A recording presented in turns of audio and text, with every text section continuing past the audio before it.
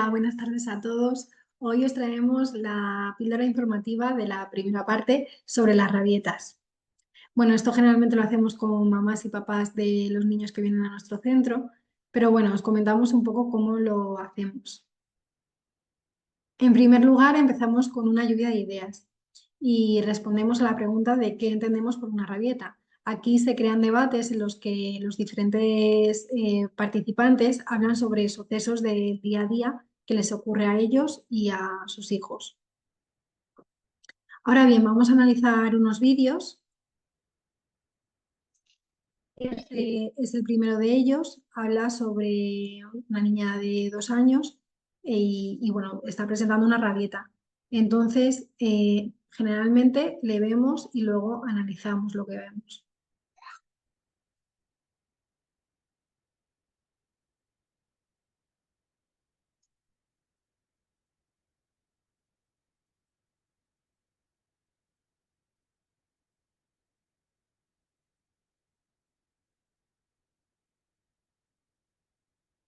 Vale, así continúa durante los 2 minutos siguientes.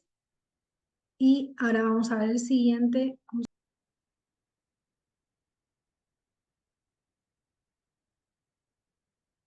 Vemos como es un niño que también tiene rabietas y el padre que está grabando se va del campo de visión de su hijo y el niño vuelve y se vuelve a tirar y la rabieta aumenta.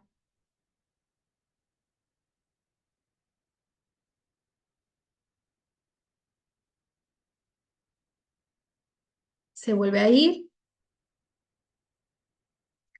el niño se levanta, disminuye su rabieta y se vuelve a tirar.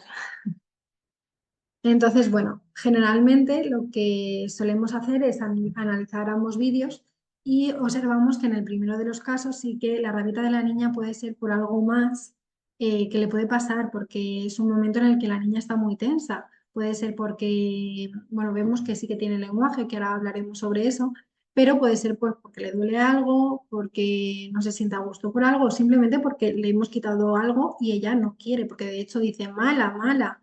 Entonces, a lo mejor sí que es simplemente una rabieta, sin más. En el segundo caso, sí que es cierto que lo que ocurre es que el niño quiere llamar la atención en todo momento del padre. Bien, ahora vemos cuál es la definición de la rabieta, que bueno, como tal es una expresión de ira o arrebato emocional que ocurre en respuesta de deseos o necesidades insatisfechas. Así forman parte del desarrollo del niño, que esto es muy importante, que muchos papis se cuestionan que si mi hijo le está costando más, que yo tengo otro hijo y no ha tenido tantas rabietas. Al final, las rabietas en mayor o menor medida es normal que se den, forman parte del desarrollo del niño, ¿vale? Es cierto que los niños tienen esa necesidad de control, no entienden por qué el adulto es quien le indica lo que tiene que hacer. Entonces ellos responden siempre con un no o se quejan. También es cierto que puede empeorar si no pueden expresar sus sentimientos. ¿Qué quiere decir esto? Hay niños que no tienen lenguaje, como anticipaba, y entonces es como si a nosotros nos ponen la mano cuando queremos hablar.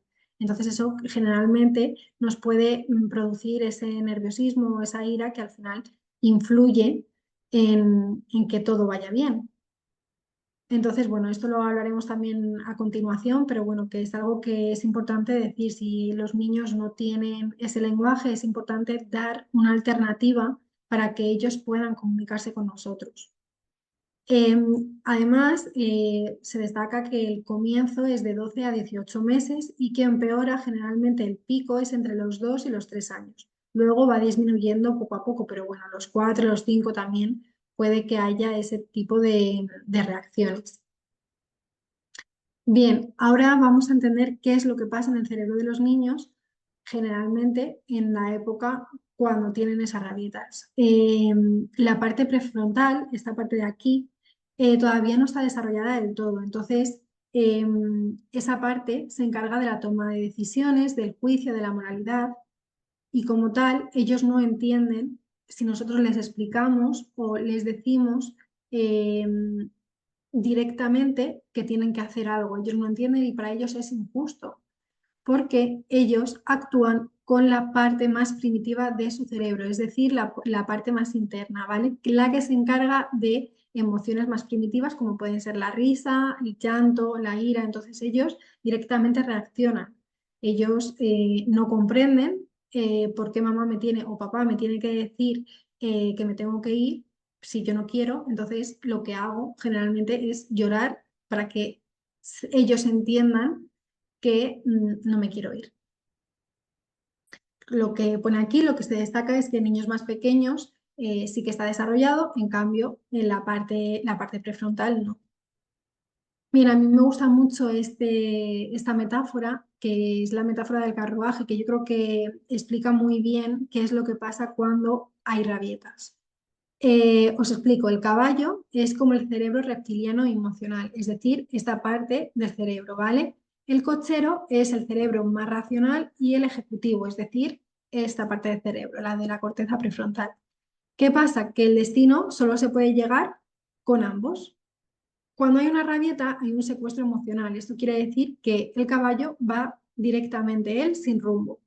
Y los adultos son quienes, perdón, tienen que indicarle cuál es el camino, ¿vale? Entonces, los adultos tienen esa capacidad de gestión, esa capacidad de coger las riendas. Entonces, ese es el cochero. El cochero tiene que indicar al caballo dónde tiene que ir, que es esa parte nuestra prefrontal la que le indica al niño lo que tiene que hacer. Vale. Hay algunos aspectos a tener en cuenta.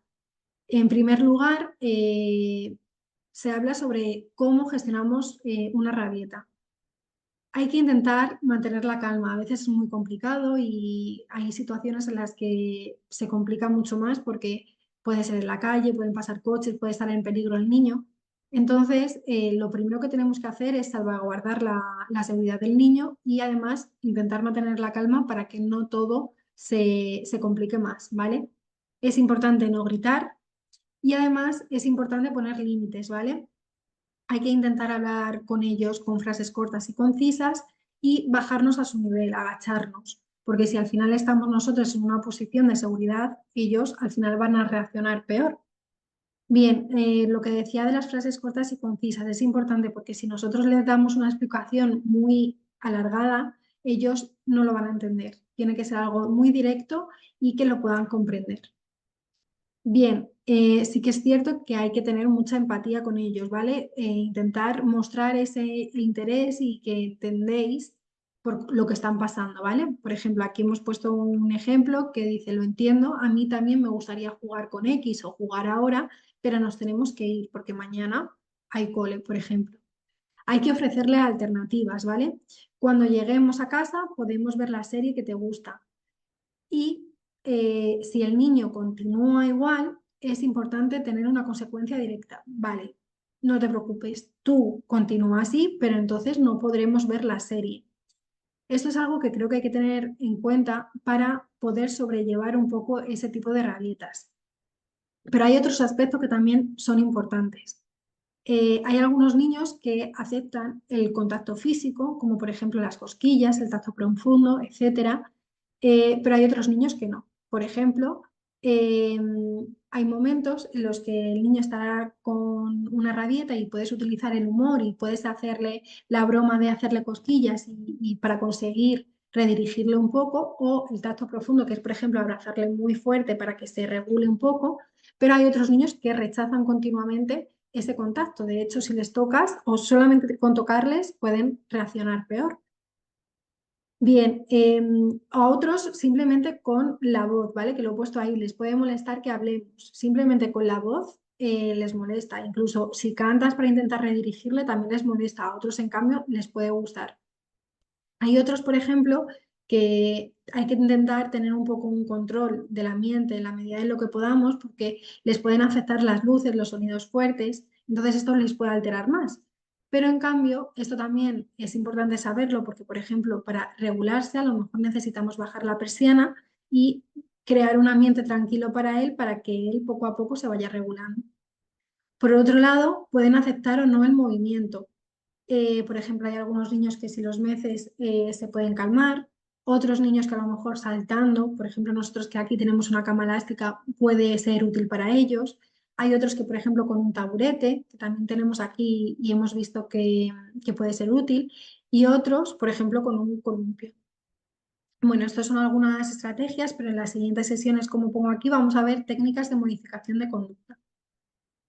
Vale, también hacemos con la familia, las familias que participan, esta dinámica que es, bueno, es una rueda del tiempo en la que observamos cuánto tiempo dedicamos a nuestro hijo, cuánto dedicamos a nuestra pareja, a las tareas del hogar, al trabajo, al ocio, al cuidado personal. Entonces, bueno, os animo a todos los que estáis viendo este vídeo en analizar esto, porque sí que es cierto que generalmente cuando están en las edades más tempranas, los niños eh, requieren mucho tiempo, pero es cierto que no debemos de olvidarnos de nosotros y de los momentos en los que a nosotros estemos a gusto. Entonces, bueno, es verdad que el día a día se hace complicado, pero bueno, tenemos que también cuidar de nosotros para poder cuidarlos a ellos bien. ¿Vale? Porque ellos después notan todos estos desajustes que nos conlleva el día a día. Pues bueno, muchas gracias por vuestra atención y en las próximas sesiones continuamos hablando sobre las rabitas. Cualquier duda que tengáis podemos hablar, ¿vale? No dudéis en poneros en contacto con nosotros. Un saludo.